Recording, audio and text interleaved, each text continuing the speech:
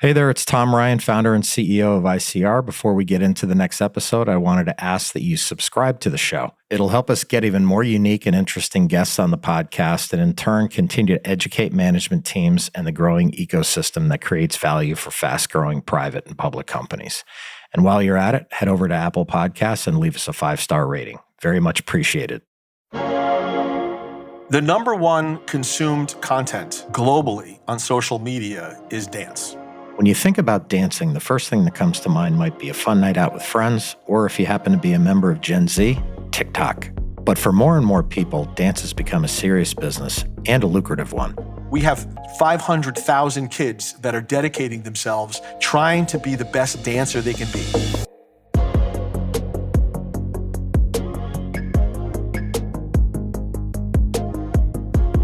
Being a public company can be hard.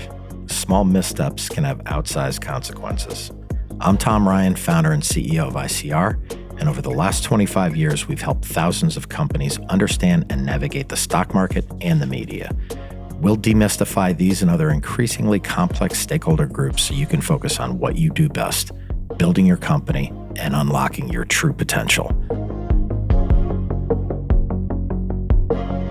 This is Welcome to the Arena from ICR. We may not talk about them the same way we talk about basketball or baseball players, but make no mistake, dancers are elite athletes. Their training is intense and the competition is fierce. And with breakdancing in the Olympics, dance content flooding TikTok, and dance competition shows all over TV, there's never been more interest in the art form. So how do you take that global phenomenon, harness it, and make it into a global business? I can't think of a better person to ask than Dan Galpern. Dan is the CEO of DanceOne. In 2023, the company was formed out of the merger between Break the Floor Productions and Stardance Alliance, and it's become the premier producer of educational and competitive dance events, as well as the largest family of dance brands in the world. Dan is focused on spearheading strategic growth initiatives and enhancing the company's more than 500 annual elite dance conventions and events. Under his leadership, DanceOne aims to expand its live events, enhance its digital offerings, and strengthen and add new partnerships. Before DanceOne, Dan was a senior partner at TZP Group, where he helped lead the initial strategic investments that created DanceOne in 2023. Dan's extensive background includes his role as COO and head of strategy at Kurtco Media Labs, as well as his ongoing commitment to child welfare through his service as chairman of the board of Children's Rights. Let's enter the arena with Dan Galpern.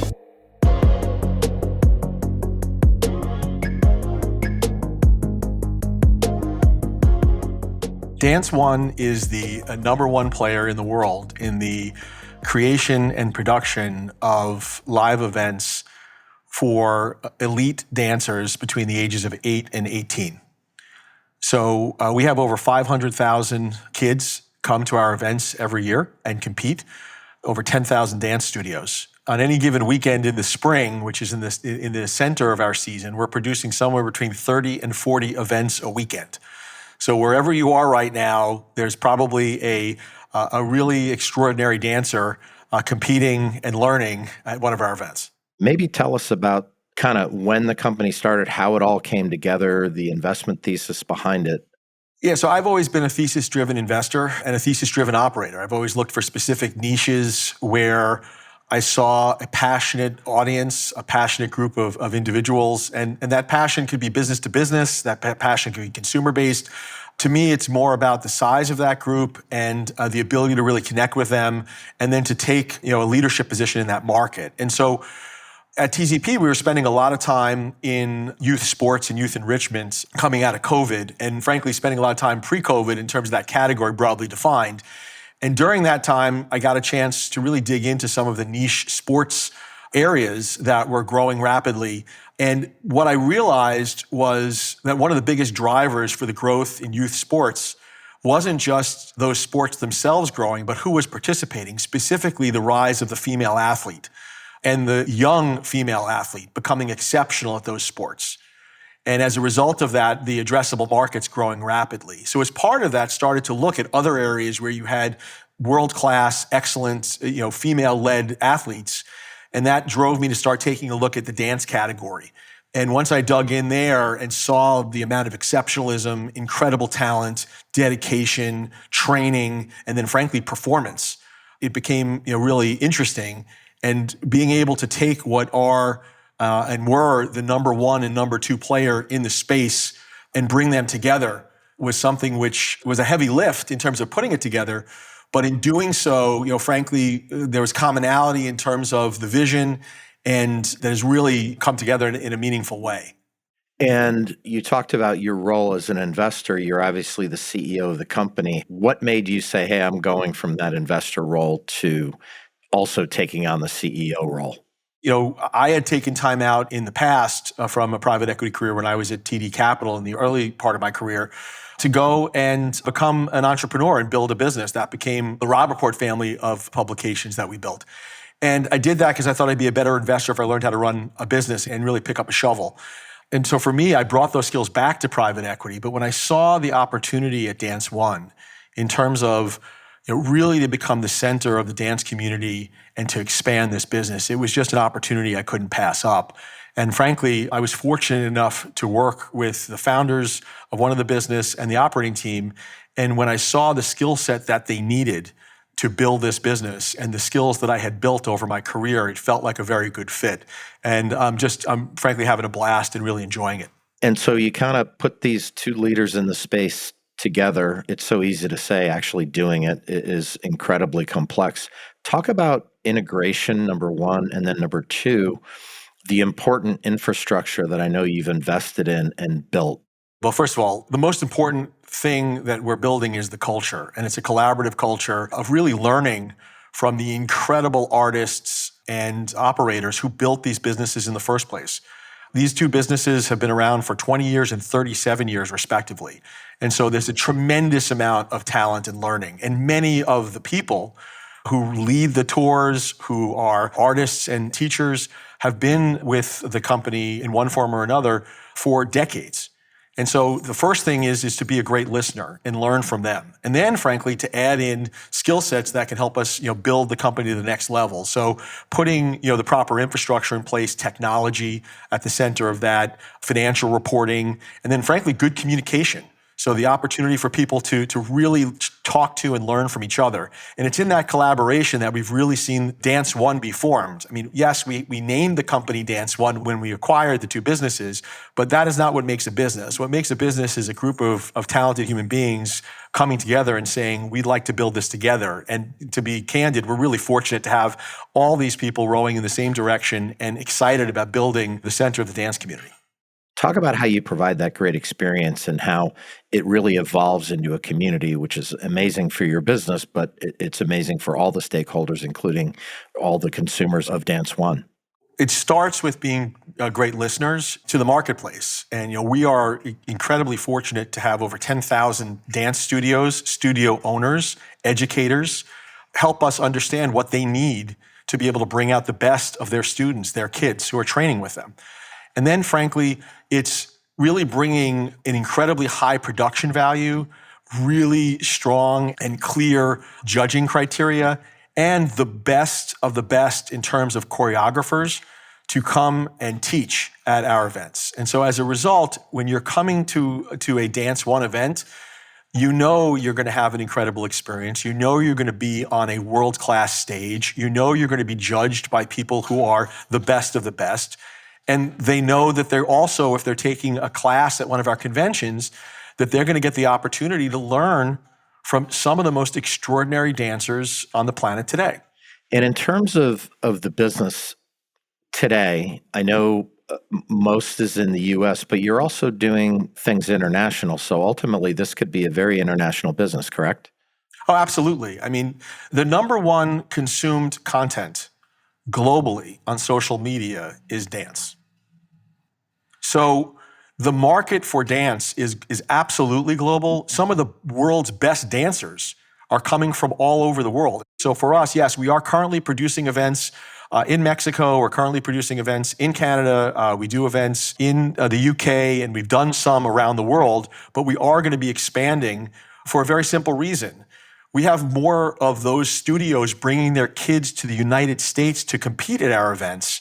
and asking us to bring our events to their communities, because there's an incredible culture of dance in Europe, an incredible culture of dance in Asia. And so we want to be sure that we're serving that market with, the highest quality product that they deserve. I saw on your website under kind of competitions, conventions, events at the bottom, and everyone should go to the website, all the different brands scrolling. I assume they're very specific to certain categories of dance or demographics or something. Maybe talk about all that, because it's very impressive how many there are. They all have different types of experiences. Some of them are more geared towards hip hop. Some of them are more geared towards the contemporary. Some of them more the traditional styles of dance. Obviously, we're in the middle of launching a new tour called Ovation with Derek and Julianne Hough, which at the center of that is going to be a ballroom-centric tour. There are no other tours, in the United States where ballroom is the center of that tour. So we also have tours that are just competition. There are certain studios and kids that want to just compete. They don't want to go and also take classes, and they just want to go and compete. So there's a whole bunch of different tours that just focus on competition. And then there's a whole group of tours that have what's called competition and convention, which is when you're not competing, you're taking classes at the same time. And those classes are being taught by the best choreographers on the planet. Yeah. And when you look out over the next 5 to 10 years, Dan, I was super impressed by the levers that you have for growth and to create value. Maybe you can take them one by one and talk about the growth opportunities that you see, how you can expand the business, and how you can really diversify as you grow. So I would say to you, we do see that there are a number of growth levers. They all come from the same place, and they'll all start with the same foundation. And that foundation is producing world-class experiences, events, and competitions for the dance community. And so we will continue to do that. We will continue to expand our events. We will continue to come to new cities. We'll continue to hire more dancers as artists and faculty members for us. And so that's the start. And so we believe there's a lot of growth there. The number of dance studios that are producing excellent traveling team, world-class dancers is growing. And as a result of that, there's more and more need for what we provide. And we want to be that platform for the excellence that we see in the dance community, being able to learn together and compete together. So that's number one. Along with that, absolutely, there are opportunities for authentic partnerships. There are brands from all over the world that want to be part of the dance community, that want to reach the dance community, and understand that coming out of our community are most of the pop stars, celebrities. If you see somebody today on screen that can dance, the answer is yes. They grew up going to our events. So if you were watching the Oscars and you see Margaret Qualley dancing and say, I didn't know she could dance, we did. If you see Zoe Saldana and say, I can't believe that she can dance, of course she can dance. She's a world-class ballerina. And so for us, giving access to brands to reach not only the next future stars, the next future leader of companies, but also that market, which is also the most active, like I mentioned before, on social media, is something we see as very valuable. And then in terms of apparel, we have brands that resonate inside our community, and we have brands that resonate broadly and people want to affiliate with. And so creating our own brands, partnering and doing collaborations with other brands in apparel, in footwear, in jewelry, and other products, we see as a real good opportunity for growth as well. And then lastly, content. The stories of the dancers, both in terms of these 8 to 18-year-old athletes and the training that they're doing, they come from everywhere. They're all different shapes and sizes. They have all different backgrounds. But the story shares one common theme, which is a dedication and the result, which is excellence. And so we want those stories to be told in long and short form content. We want the stories of dancers who become professionals to be told. We want the stories of dancers who become professional executives to be told, so people understand the career paths that are available and the learning that happens. And so we're building out a content division as well to do that. Yeah, super interesting. You mentioned TikTok before. My daughter happens to be a classmate in high school of Charlie D'Amelio, who was a launcher, I guess, of TikTok and has since gone on to Broadway, and not a professional dancer, but I guess she is a professional dancer given she's got, 100 million followers or whatever. If you went to the national finals of the Dance Awards in 2017, 18, 19, she was there and on stage. So she came through the system absolutely, and is another terrific example of that success.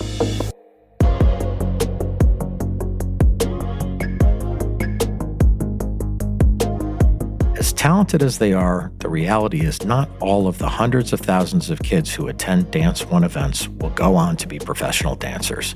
But what's so cool about this business is that the skills these kids acquire will set them up for success in whatever path they choose. The thing I've been most impressed with, and frankly, what really drove me to not only want to be an investor in this business, but also to run this business, is being in the room with 300 or 400 13, 14, 15-year-olds when they are learning from a world-class choreographer or dancer in our conventions. And what you see is two things. Number one is nobody has to tell someone to put down a phone. There is no whistle. Yeah. They're all focused. And they're in class for 8 hours a day. They take a break to drink water and get some food. And they are working hard, number one. So if there's this view that the next generation is in some way unable to focus, I can disabuse people that we have 500,000 kids that are dedicating themselves and are working in a way which will inspire people just with the way that they approach trying to be the best dancer they can be, number one. Number two is in the competitions themselves, there is a narrative that's created, which we all love to see, which is competition. And sort of this, I win, you lose. When you attend our national events with the best of the best dancers on the planet, and they're on stage together, the soloists, and they're dancing, and they're competing, and you can see behind them are other dancers who will be competing with them. They are outwardly cheering for each other. They are high-fiving each other during the competition. They've grown up together. They support each other. It is a very, very heartwarming thing to see a group of 15, 16, 17, 18-year-olds who are able to celebrate excellence and compete with it at the same time. And so for me, when I see those things, I say we should be spending time celebrating this. We should shine a light on it. We're doing something, the dance community is doing something very right in creating good humans, excellent at what they do, dedicated and focused, who will go out in the world and be, very, very good at whatever they choose to do.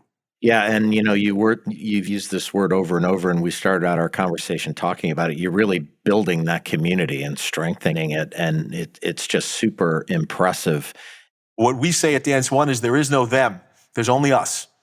We are one community. We're here to support everybody. And by the way, we want to shine a light on that excellence because it's inspiring to everyone, which is why, when you think about why people want to watch dance, why people want to participate in dance, it is also one of the healthiest things you can do. It is a wonderful way to express joy and to cure depression and get rid of anxiety and also to be a healthy human. Yeah, awesome point. Maybe talk about the demographics. I think you said 8 to 18. Within that group, is there one area within that age range that seems to be pulling ahead in terms of the numbers? Like you mentioned breakdancing before.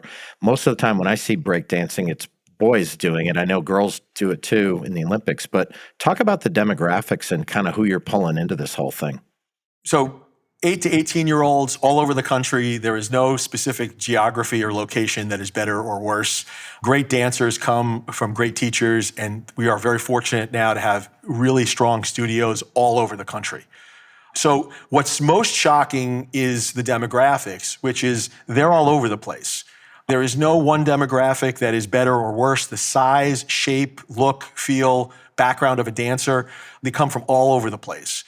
In terms of what's changed, you are definitely seeing more athletes, especially male athletes, who are competitive dancers. There is a grace to dancing. There is an athleticism to dancing. And so when you start to see those 13, 14, 15, 16-year-old boys, they're world-class athletes in multiple sports, and one of them happens to be the sport of dance.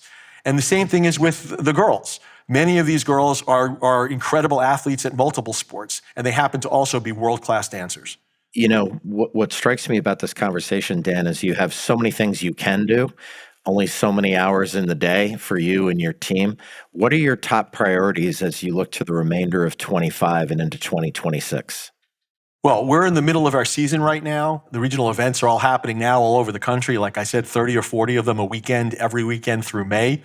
And then we have 26 national events that ladder into large events in Orlando and Las Vegas and right outside of New York City.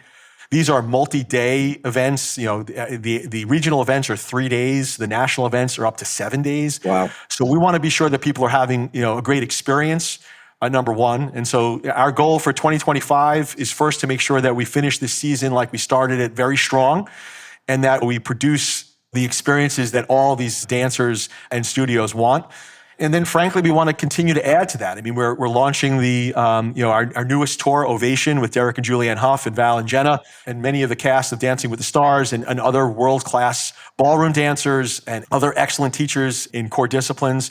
That's starting at the end of 2025, and our registration will open in August. And so, as part of that, we're also producing the Dance Teacher Summit, which is coming back for the first time in 5 years. That's August 8th through 11th in New York City. And that's really an opportunity for all of the owners of studios and instructors to get together and learn from each other. Just like our students who come and learn from each other, we can all be better if we're sitting in rooms and spending time together. The second thing is getting set up to make 2025, 2026 an even better year than 2024, 2025. And that's just really setting up our schedule and making sure that we're coming to all of the cities and producing the events that people want to see. And at the same time, we're investing in upgrading our technology. We're upgrading our platforms to make it easier for people to register, to make our scoring systems even more robust. And then, frankly, just continuing to be better partners for more and more studios, because you're seeing more and more studios opening. And we want to be sure that they feel welcome inside the DanceOne community and that they understand that we're making spots for everybody, that there is no them, there's only us. And for DanceOne, we want to make sure we're making room for those competitive dancers. Yeah.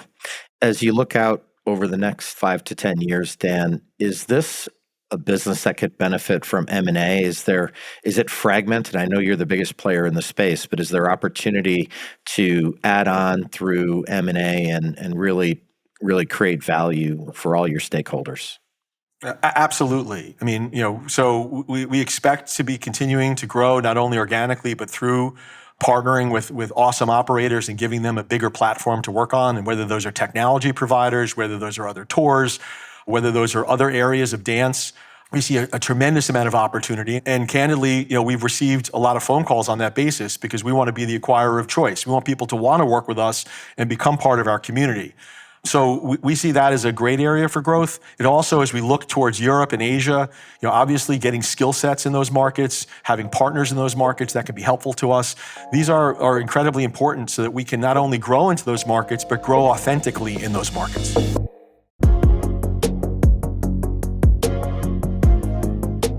Dance isn't just for celebrities or entertainers, it's for everyone. DanceOne knows that and provides world-class programming for dance enthusiasts of all backgrounds. And by doing so, they've created an incredible business with so many opportunities for growth. They've also built a global community that's raising up the next generation of world-class dancers.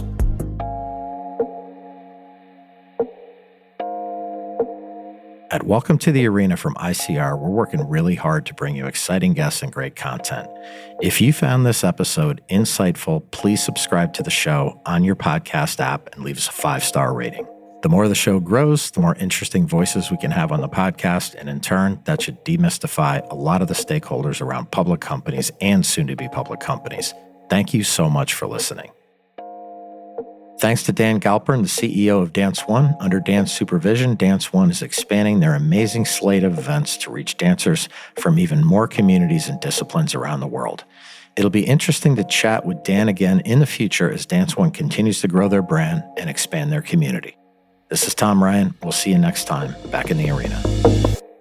References to specific stocks are not intended to be recommendations for specific trading behavior. Comments presented on this podcast are intended for informational and educational purposes only, and do not represent opinions or recommendations on whether to buy, sell, or hold shares of a particular stock.